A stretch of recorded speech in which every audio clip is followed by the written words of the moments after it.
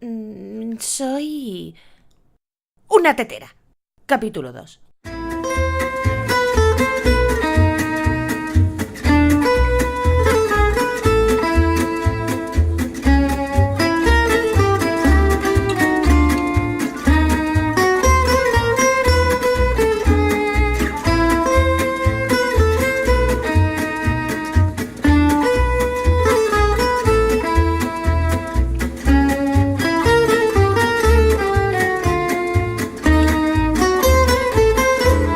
Hola a todos y bienvenidos al segundo capítulo de Soy una tetera, el podcast de tecnología con trucos, consejos, curiosidades y anécdotas sobre Internet en general y el desarrollo web en particular.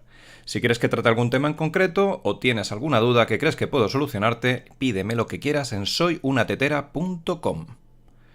Hoy vamos a hablar de dominios, pero antes quiero hacer una aclaración sobre el capítulo de la semana pasada y sobre todo quiero hacer una aclaración sobre el tema del robots.txt del BOE, porque es una cosa que me habéis preguntado, que yo creo que no ha quedado clara. Está claro lo que es, pero lo que no ha quedado claro del todo es por qué se hace. Porque bueno, la intención de fondo es buena. Recordemos que la semana pasada os contaba que la página del BOE tiene un fichero robots.txt mastodóntico que a día de hoy tiene más de 18.000 URLs. Esto, aunque pueda parecer un despropósito, tiene una intención buena detrás, y es la de garantizar el derecho al olvido. Está pensado para que si, por ejemplo, alguien ha estado en prisión, si alguien en un futuro busca su nombre, que no aparezca esta información en Google. Ya dije la semana pasada que habría 1000 formas mejores de hacerla, pero bueno, algo es algo. Aclarado esto, vamos al tema de hoy, que son los dominios, y voy a empezar por explicaros por qué son tan maravillosos. Y para eso, primero hay que entender cómo funcionaban las cosas antes de que existieran los dominios. Porque antes de que nosotros nos pudiéramos conectar a las páginas web metiendo la dirección, metiendo google.com, había una cosa que eran las BBS, que era, era tecnología heredada de los faxes. En España la verdad es que esto no llegó a verse. De hecho llama mucho la atención cuando ves películas antiguas como Juegos de Guerra, en la que ves que la gente, para conectarse a un servidor, lo que hacía era que utilizaba un módem en el que plantaba el auricular del teléfono y a base de tonos iba mandando información. Y para conectarse a ese servidor llamaba a su número de teléfono. Era como cuando tú mandas un fax, en el que además de tener la línea de teléfono para voz, pues también tienes un sistema que está escuchando. Y que cuando le mandas una secuencia de tonos que él entiende, pues te devuelve la información de ese servidor. Esto evidentemente tenía una limitación muy importante, y es que tenías que tener una línea de teléfono por cada servidor.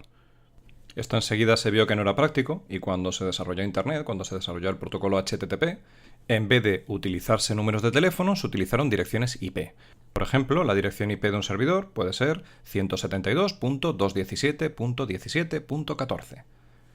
Y además, cada vez que contratas una línea de Internet, tu proveedor de Internet también te asigna a ti una IP. Por eso, cuando tú visitas una página web, el servidor sabe cuál es la IP que tiene que servir, sabe cuál es el servidor que tiene que mostrar y también sabe la IP de quién la está pidiendo, sabe quién es el usuario que está navegando por esa página web. Pero hasta ahora estamos hablando todo el rato de números. Estamos diciendo que si nosotros quisiéramos entrar en la página web de Google, tendríamos que teclear el número que he dicho antes, 172.217.17.14. Como esto evidentemente tampoco es viable, se desarrolló el sistema de resolución de nombres, las DNS, porque realmente es un directorio, es como una guía de teléfonos en la que si yo meto en el navegador google.com, mi ordenador va a hacer una petición a una serie de sistemas que van a decirle que en este momento el dominio google.com se corresponde con esa IP, con la IP 172.217.17.14, y mi ordenador ya sabe a qué servidor le tiene que hacer la petición. ¿Cómo hacemos para añadir un servidor a ese directorio? ¿Cómo hacemos para crear esa asociación de un nombre con IP? Pues registrando un dominio. Hay una serie de entidades, la más importante es el ICANN, que se encarga de gestionar ese directorio, que relaciona los nombres de dominio con las IPs a las que corresponden. Cuando yo he registrado soyunatetera.com, he utilizado como intermediario a VH, que es mi agente registrador, que en mi nombre ha mandado una solicitud al ICANN para añadir el dominio soyunatetera.com a los servidores DNS globales incluyendo la información de quién es el propietario, quién es el contacto técnico, el contacto administrativo y sobre todo cuáles son mis nameserver. Los nameserver son los servidores que yo controlo en los que le digo dónde está cada uno de mis servicios. Por ejemplo, si alguien entra en unatetera.com con un navegador, el nameserver le va a decir en qué servidor está mi página web. Pero si alguien me manda un email, el nameserver lo que le va a decir es dónde está mi servidor de correo. Al final todo esto se reduce en que un dominio sirve para que un proceso que internamente es muy complicado, para el usuario final sea muy sencillo, que lo único que tenga que hacer es meter soyunatetera.com y sabe que automáticamente va a cargar mi página web. Y que si el día de mañana yo me llevo mi servidor a otro lado, el cliente final no lo va a ver, él no va a saber dónde está siquiera. El único que sabe es que mi dominio es soyunatetera.com. De hecho, es tan importante que en el pasado ha habido auténticas guerras por nombres de dominio. Porque aparte de los nombres de las propias marcas, estamos hablando de que hay nombres de dominio que son muy valiosos, como es el caso de los dominios genéricos. Si tú compras el dominio coches.net o viajar.com, eso automáticamente te va a garantizar un montón de tráfico. Hay dominios de este estilo por los que se han pagado cantidades de dinero importantes. Aunque el jaleo de verdad siempre ha venido cuando los dominios corresponden con marcas comerciales. De hecho, en los primeros tiempos de Internet era muy normal que los squatters o especuladores de dominios compraran marcas comerciales como Kodak.com, Nike.com, Adidas.com, con la única finalidad de luego extorsionar a los propietarios de esas marcas.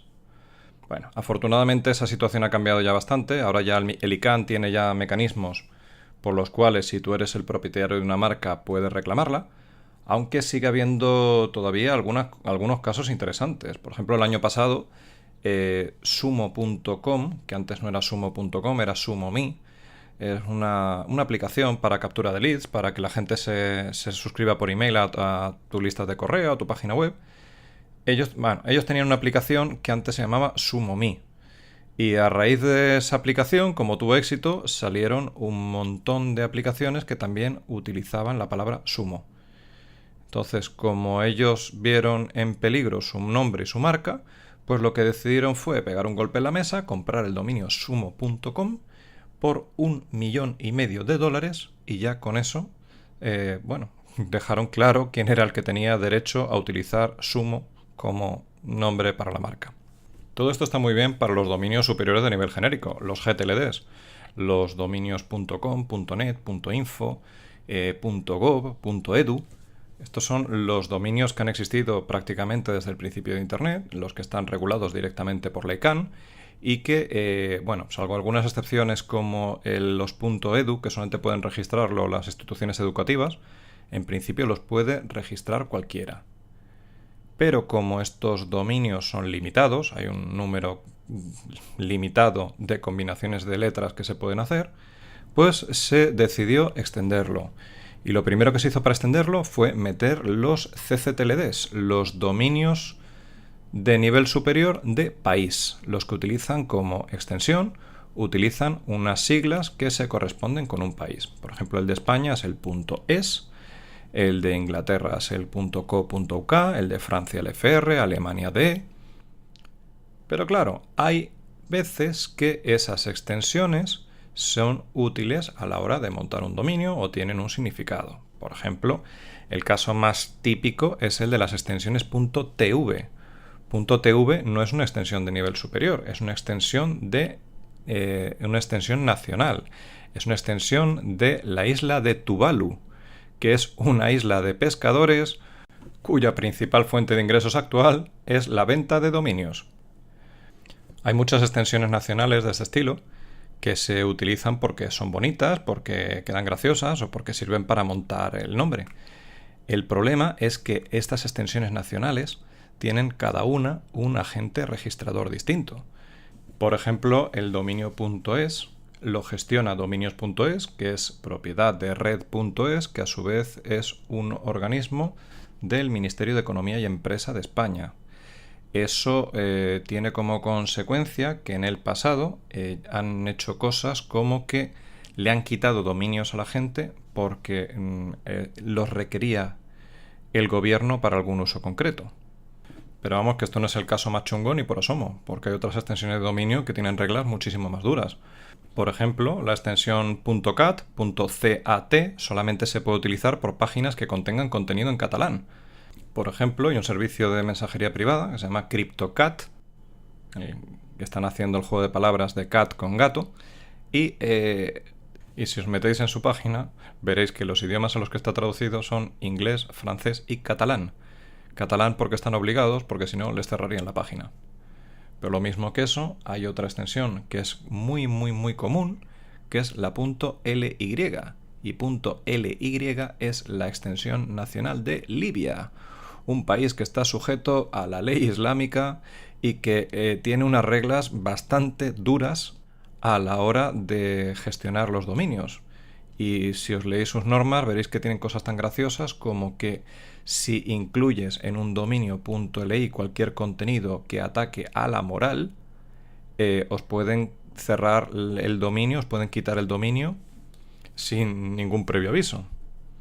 Así que imaginaros todos los Adly, Bitly y demás que están hospedando contenido de terceros. Y por último, hay otra consideración muy importante, y es que cuando tú das de alta un sitio web en el directorio de Google, cuando tú gestionas la información de ese sitio en las Webmaster Tools, en lo que ahora es la Search Console, una de las cosas que te deja editar es la orientación geográfica. Por ejemplo, si yo hago la web carpinteriamartinez.com, yo le puedo especificar a Google que mi público objetivo está en España. Lo que estoy haciendo es que esa página puntúe mejor en los resultados de España. Pero si yo registro un dominio con una extensión nacional, si yo registro carpinteriamartinez.es, Google ya no me da esa opción, porque ya está asumiendo que si yo he contratado un dominio .es, quiere decir que mi contenido está orientado a España, y por defecto va a posicionar mejor en España. Así que a no ser que vuestro público objetivo sean los pescadores de la isla de Tuvalu, o que montéis una agencia de viajes dirigida a libios, yo que vosotros me lo plantearía un poquito a la hora de elegir la extensión de dominio.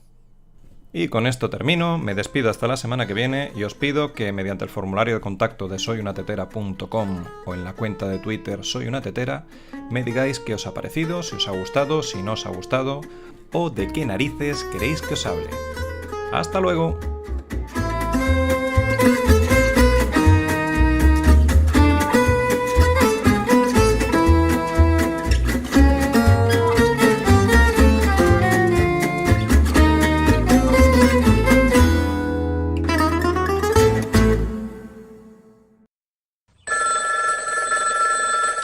Compus Global Hyper Meganet, vicepresidente ejecutivo Homer Simpson, ¿con quién tengo el placer de hablar?